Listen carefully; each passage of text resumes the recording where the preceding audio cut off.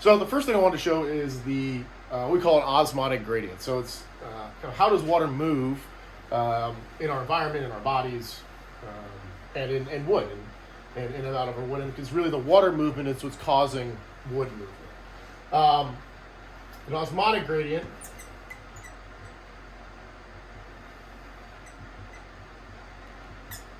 basically we know that if there's a higher concentration or more water molecules in an area of fewer water molecules, those water molecules move along an osmotic gradient to an area of fewer water molecules or less concentrated water. So wetter air, drier air, an area with more water in your body, an area with a lower concentration of water, or conversely a higher concentration of salts, for instance, in your body. In the atmosphere, this is occurring where more humid air is moving towards drier air.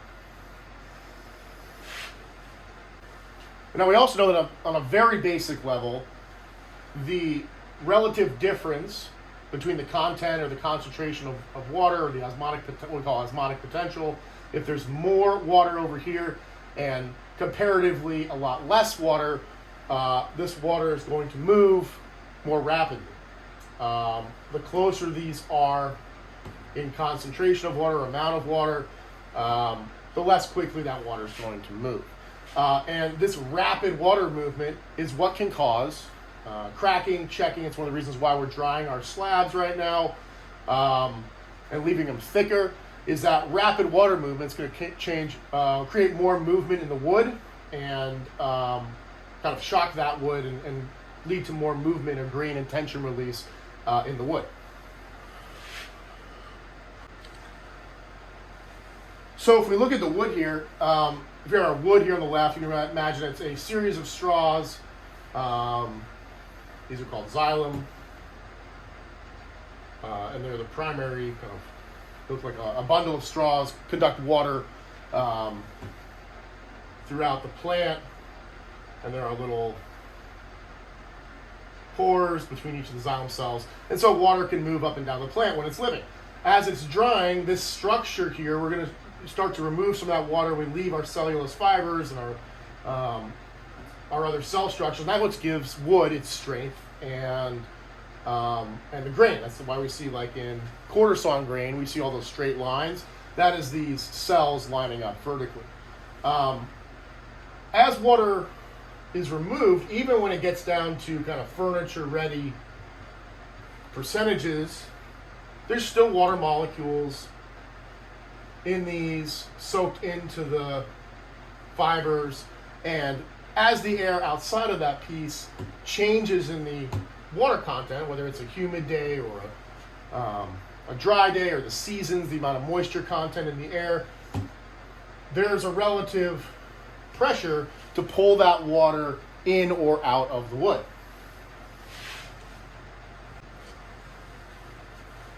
And we can think that throughout the seasons, when there's drier air outside, usually in the winter, cold air tends to be drier, there's more pressure to pull moisture out of the wood, and we would see this particular board start to compress, start to shrink in size.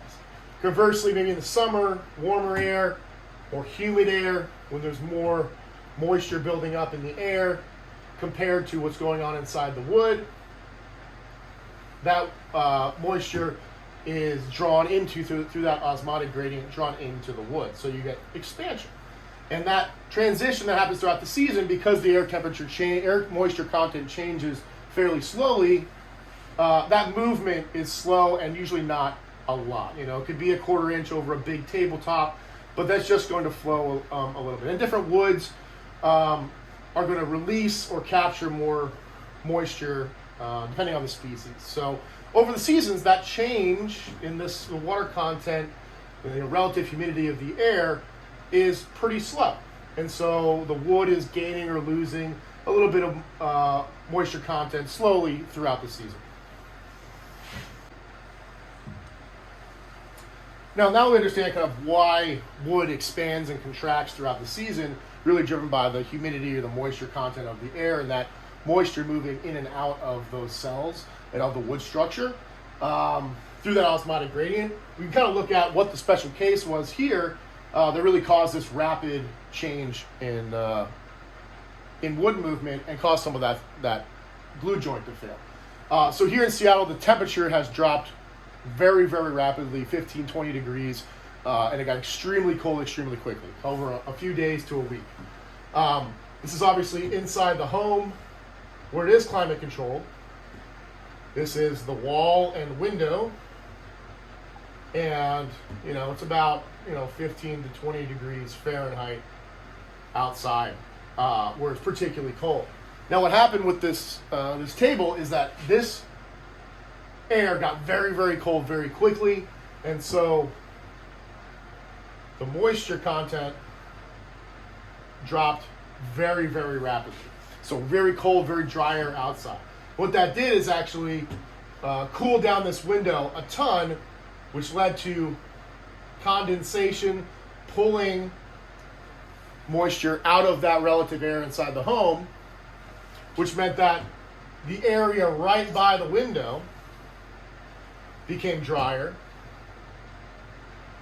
which created a really significant gradient between the inside of the wood in that end tabletop and the air that's kind of right by the window, our boundary layer of air right near that window. And so it pulled out that moisture very, very quickly and led to rapid change in contraction and expansion of that wood. So this is kind of a special, interesting situation because it got so cold so quickly. That gradient we talked about between the inside and the outside of the air changed very, very rapidly, created a large gradient for lots of moisture flow, and the wood in this tabletop dried very, very quickly as moisture was pulled out of that cell structure, and that led to very rapid wood movement and that glue joint separated.